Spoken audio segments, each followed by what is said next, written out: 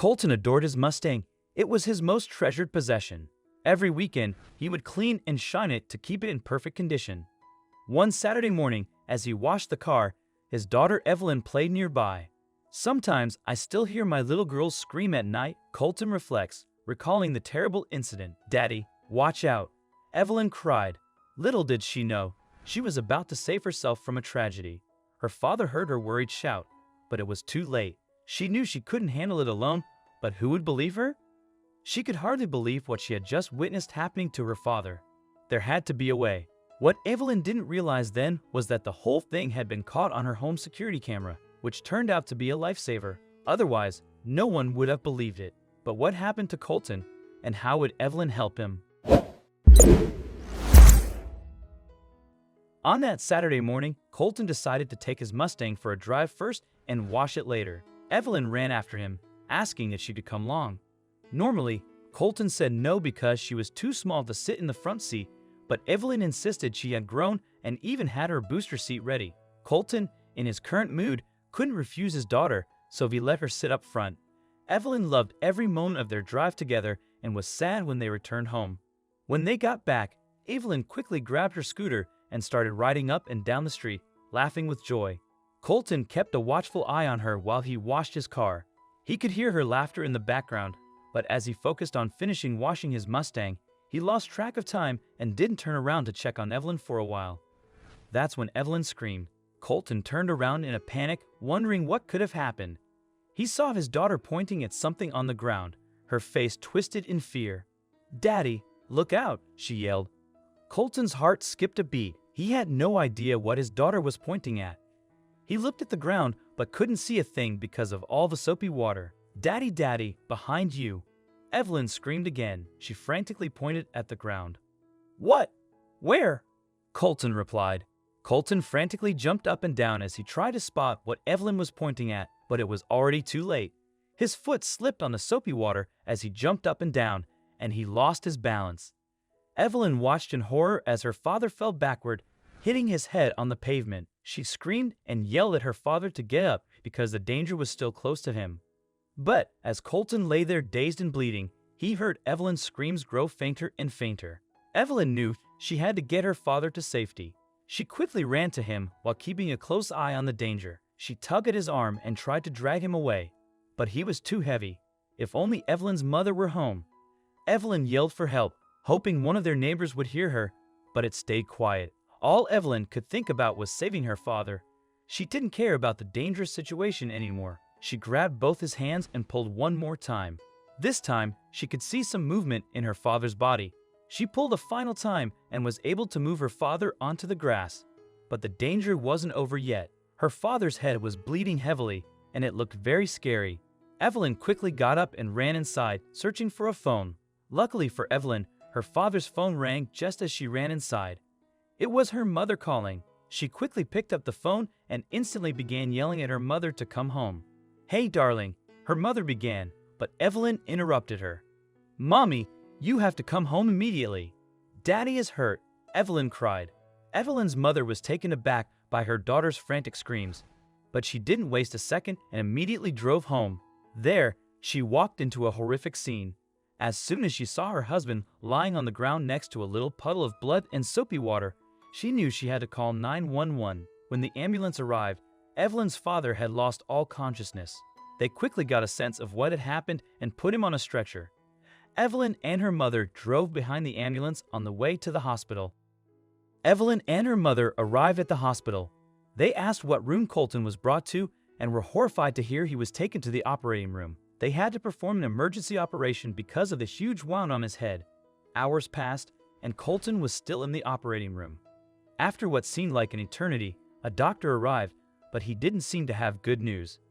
His look was downcast, and he had an eerie energy around him. "Mrs. Dirkhouse?" he asked Evelyn's mother. "Yes, doctor. What is going on?" She replied with a trembling voice. "I'm sorry, Mrs. Dirkhouse, but the operation is taking longer than anticipated. There have been a few complications, and we have to make a crucial decision. Since your husband isn't conscious, we need to ask for your permission." Evelyn's mother was shocked. "My permission to do what?" she asked nervously. The doctor explained They had few options left, and Colton's life was at stake. There was one thing left they could try, but it would be an experimental operation. There would be no certainty that Colton would survive. Why couldn't they save him with the standard procedures? What had happened to him to leave him in such a condition? She turned to Evelyn with worry in her eyes. "Sweetheart, maybe if you told the doctors what happened to Daddy, they would be able to save him. I know it's hard, but please try for your father." Evelyn wanted to help her father, she really did. But talking about that horrible moment wasn't something she could do yet. It was just too scary, but she also saw the importance of at least trying. So she told the doctor she wanted to try and tell him, but in a private room. The doctor understood her situation and guided Evelyn into an empty room. They stayed in that room for several minutes, leaving Evelyn's mother outside in the waiting room. After 10 to 15 minutes, the door opened, and the doctor rushed out. He didn't look or speak to Evelyn's mother at all. Instead, he ran straight past her and into the operating room. "What happened, Evelyn?" her mother asked. "I did it, Mom. I told him what had happened. Are you proud of me?" Evelyn's mother was very proud, but she still had no clue about what happened herself. A doctor rushed out of the room. "We did it," he said ecstatically. "Colton is now in a stable condition, still unconscious, but the operation is done." Evelyn and her mother sighed in relief, but it wasn't over yet. "Can we see him?" Evelyn asked. "In a few minutes," the doctor replied.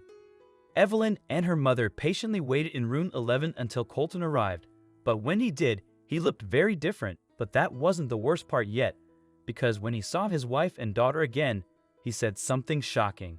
"Who are you?" Colton asked, confused. "What do you mean, darling? Don't you remember us?" Evelyn's mother asked while worriedly looking at the doctor. Doc, is this normal?" But the doctor seemed just as confused as everyone else. "Follow me outside, please," the doctor finally said. "I'll explain everything there." Outside of the room, the doctor told Evelyn and her mother this reaction wasn't unusual and that it probably happened while operating on his head injury, or it could also be because of his concussion. He wasn't sure, but when asked if Colton's memory would ever return, he couldn't answer. Evelyn was devastated. Her own father didn't recognize her anymore. He knew absolutely nothing, and it would be a long journey for him to regain his memory. They worked long and hard to get Colton to trust them again. They brought photo albums to the hospital and told him about things they used to do together. Evelyn showed him her favorite stuffed animals and got the books he used to read to her. Slowly but surely, Colton started to change. It took him about a month to remember everything again, and after a month and a half in the hospital, Colton was finally ready to go home again. But there was still one question that stayed unanswered. Well, Evelyn knew the answer, and the doctors did as well, but being so caught up in her husband losing his memory and her trying to undo it, Evelyn's mother still had no idea about what happened that dreadful day. So on Colton's last day at the hospital, while he was getting ready and packing everything up, Evelyn's mother walked over to the doctor and finally asked what her daughter had told him 1.5 months ago. Evelyn told the doctor she had been playing with her scooter while her father washed the car. But as she turned to face her father, she noticed something moving on the ground. What she thought was the garden hose moving around in the water was actually a very poisonous snake. The snake bit Colton in the ankle, and the venom spread through his bloodstream. But because the doctors had no idea he had been bitten, they had no idea why his organs were starting to fail during the operation. It wasn't until after Evelyn told them about the snake that they knew they had to do a blood transfusion to save his life, and they were just in time. Because if the venom had spread through his body any longer, there would have been a funeral instead of a celebration. They didn't want to stay where Colton almost died or anywhere with dangerous snakes. So once Colton had fully recovered, he and his family chose to move. They settled in a peaceful neighborhood in another state, far from any poisonous snakes, or at least that's what they hoped for.